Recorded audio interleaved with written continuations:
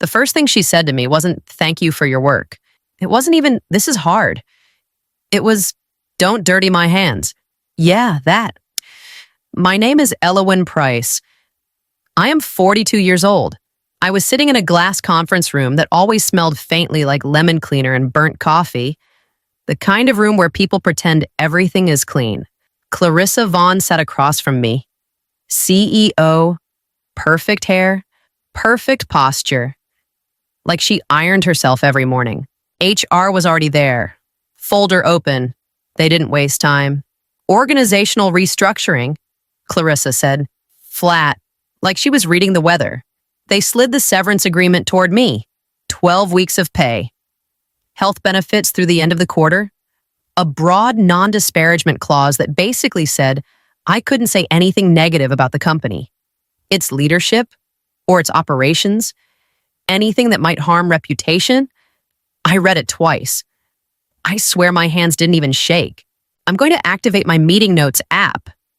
I said, just to log transition instructions. Clarissa waved her hand. Fine. It records voice to text automatically. Timestamps, sends a copy to my archive. I use it all the time for compliance meetings. Nothing secret about it. She kept talking about transition plans like I was already gone. A week ago, I'd filed a sterilization compliance report. Nothing dramatic, just data, just numbers that didn't add up. But we had an investor roadshow coming up, and suddenly I was restructuring. I signed the acknowledgement that I received the offer. Not the agreement itself. That part matters. Then I stood up. I don't even know why. Habit, I guess. I extended my hand. Clarissa looked at it. Actually looked at it like it was something sticky. Don't dirty my hands. HR shifted in her chair. For a second, I felt heat rise up my neck. I wanted to say something smart, something sharp. Instead, I said, you just made a mistake. I don't know why I said that. It just came out. HR jumped in. You'll need to sign the full agreement within 24 hours. Otherwise, the terms may change. May change. That's how they phrase threats. While she was talking, my phone buzzed once in my pocket. Archive sync complete. If this was just restructuring, why the rush? Why the pressure? When I stepped out of that room, I already knew this wasn't about my job.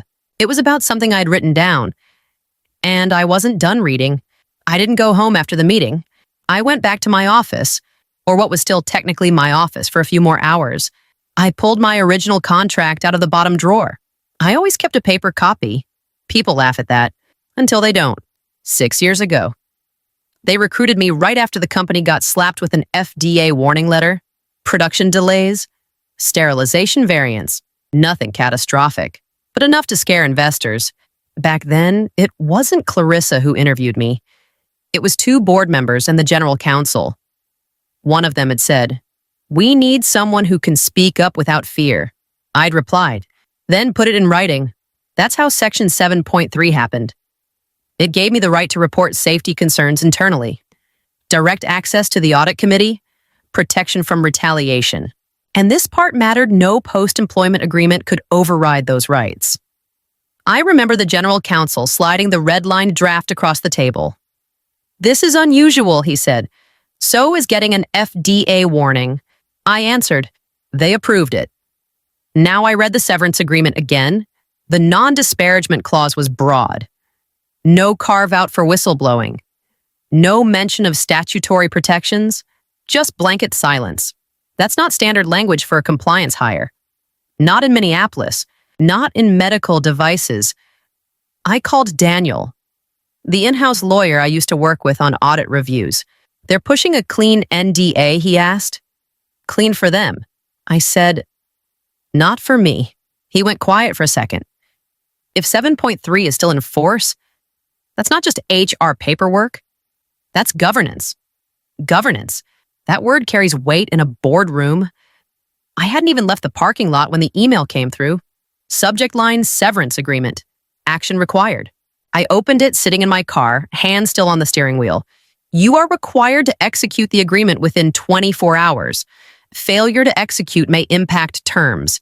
May impact terms. That's corporate for sign. Or we make this worse. There was a second line. System access has been suspended pending transition.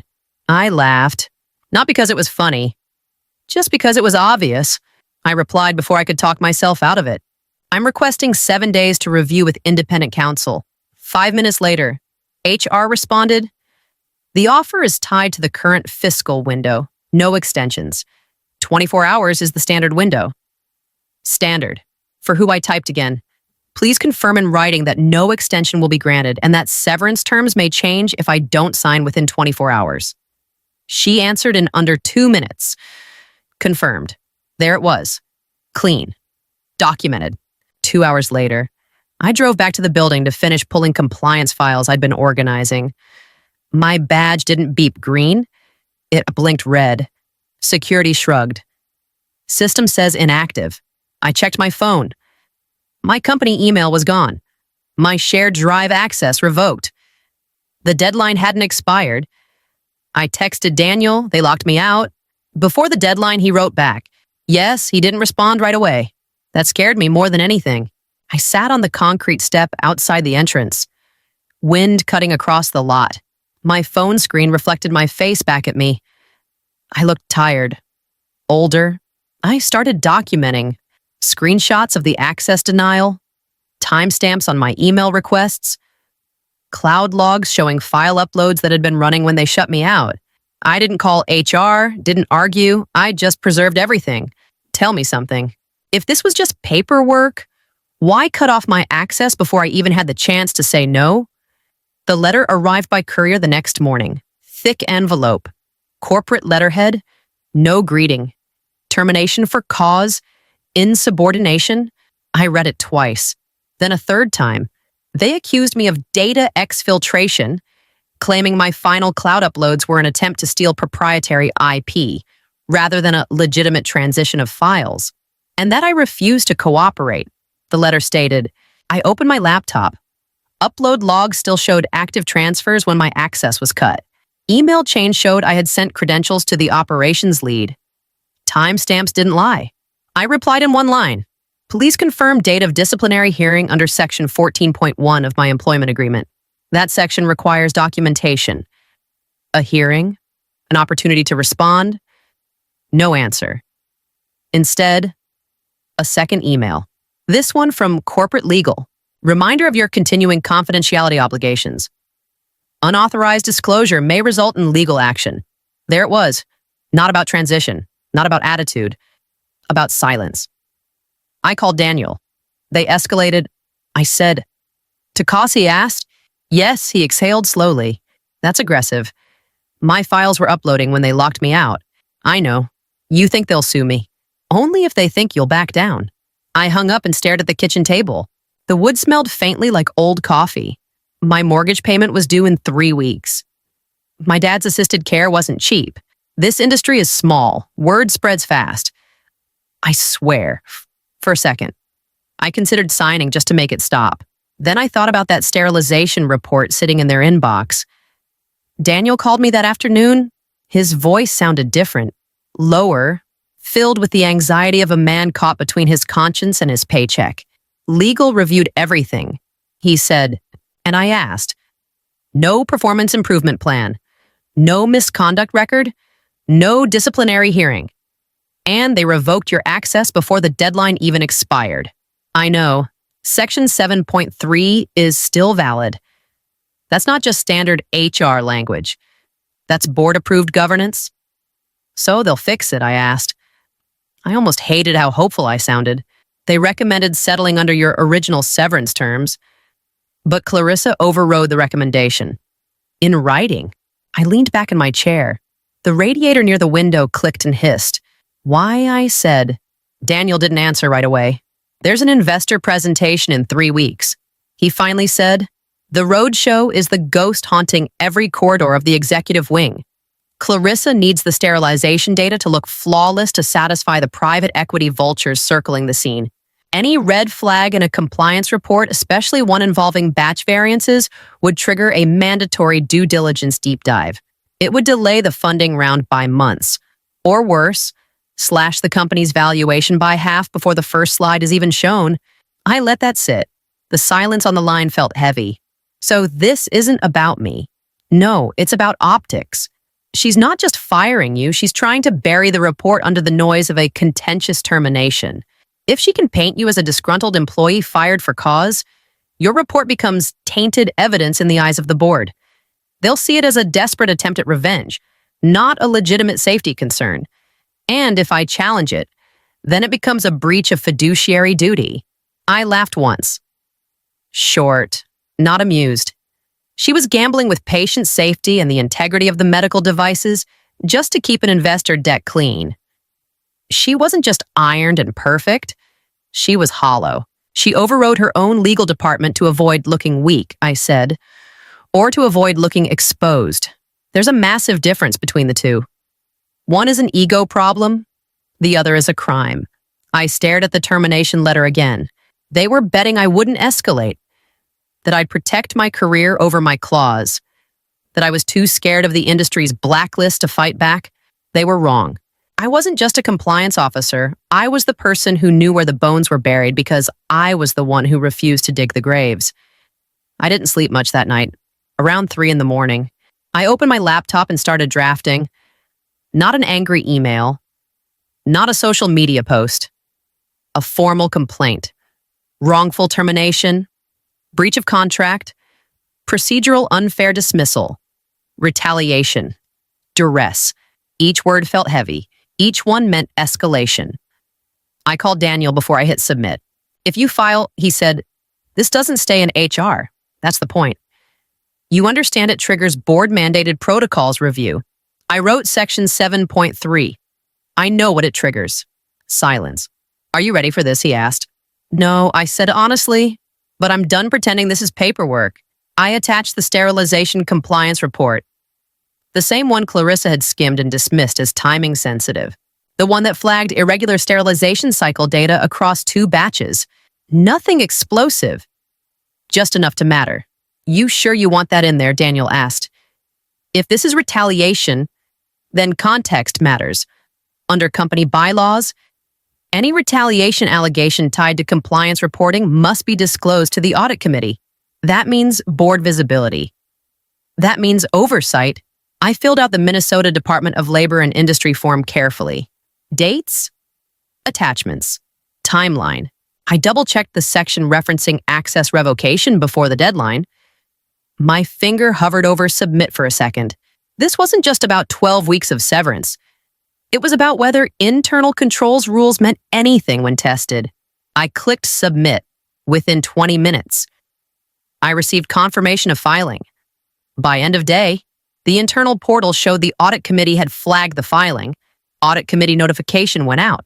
It left HR. It left Clarissa's control. The company didn't fold. Of course they didn't. Their attorney opened with, the non-disparagement clause is standard practice across the organization. My lawyer, Marisol, didn't blink. Then you'll have documentation of policy distribution, a pause. It was communicated during restructuring meetings. Corporate counsel said, Marisol leaned forward. Please produce the written policy, the circulation date, and acknowledgement records. Nothing.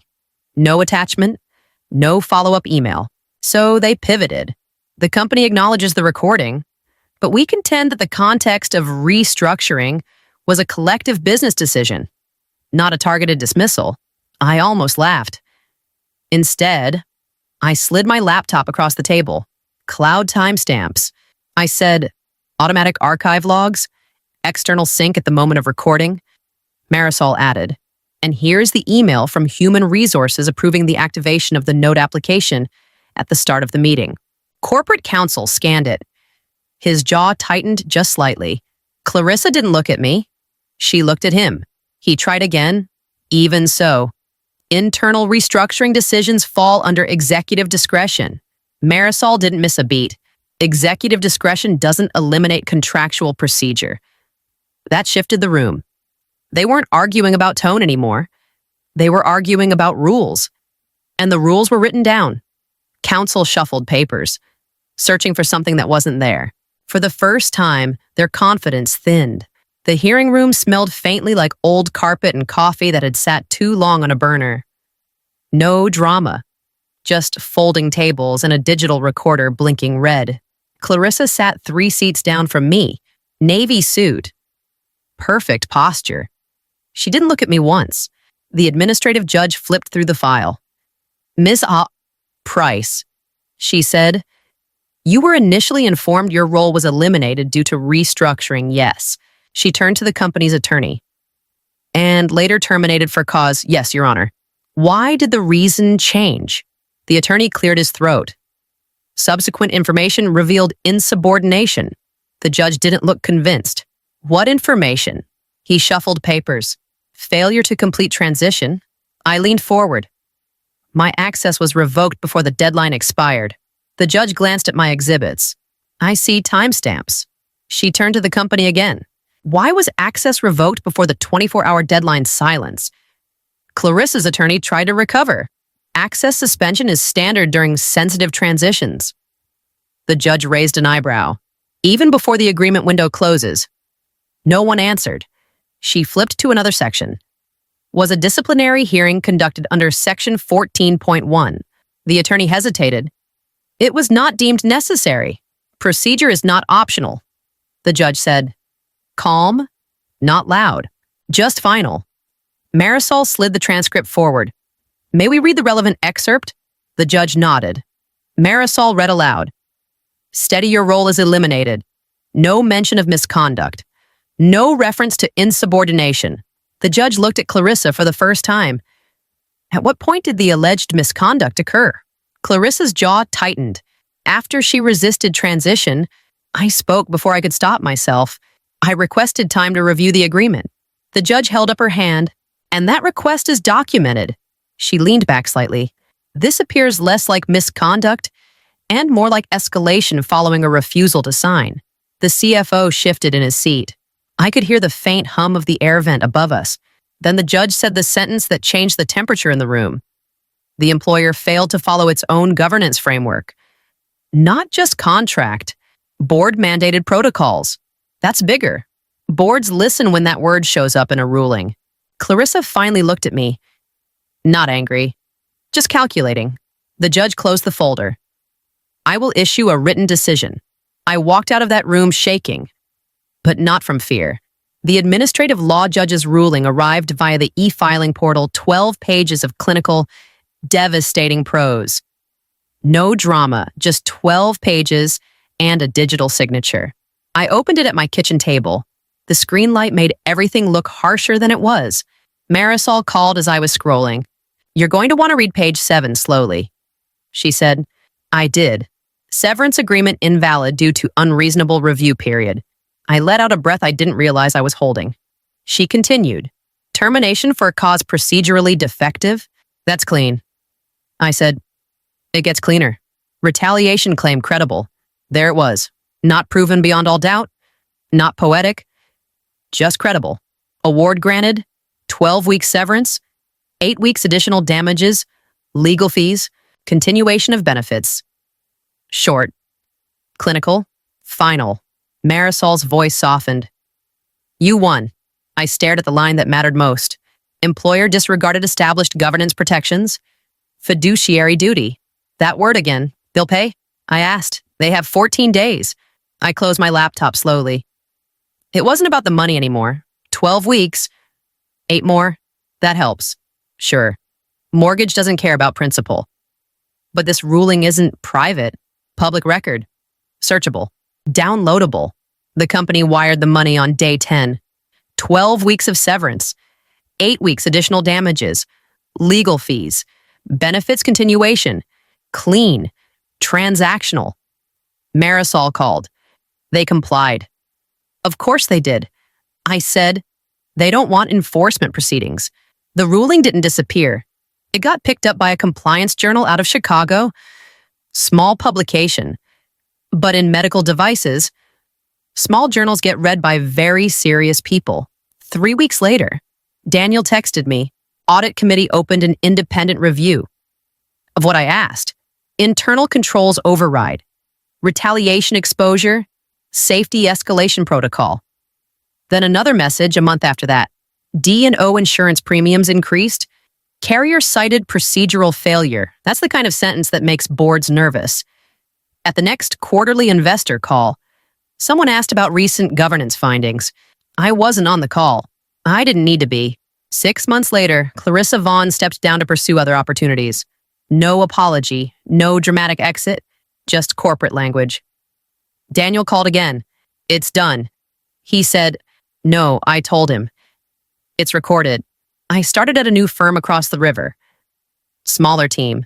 Less ego in the room. On my first day, one of the board members came to meet me in person. We read the ruling.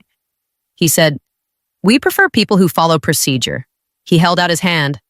I looked at it for half a second. Old reflex. Then I shook it. Firm. No hesitation. I won't lie. There were nights I almost signed that agreement just to keep things quiet. Mortgage. My dad's care. Reputation. It would have been easier. But here's what I learned. And you can take it or leave it. Write things down. Insist on clauses. Keep records. Don't rely on tone or goodwill when power shifts. Paper survives longer than pride. If you ever find yourself in a room where someone tells you not to dirty their hands, remember, this dignity doesn't make noise. It documents. She believed power lived in a gesture, but it lived in a clause she chose to ignore. And honestly, if you've ever had to choose between comfort and principle, I'd like to hear how you handled it.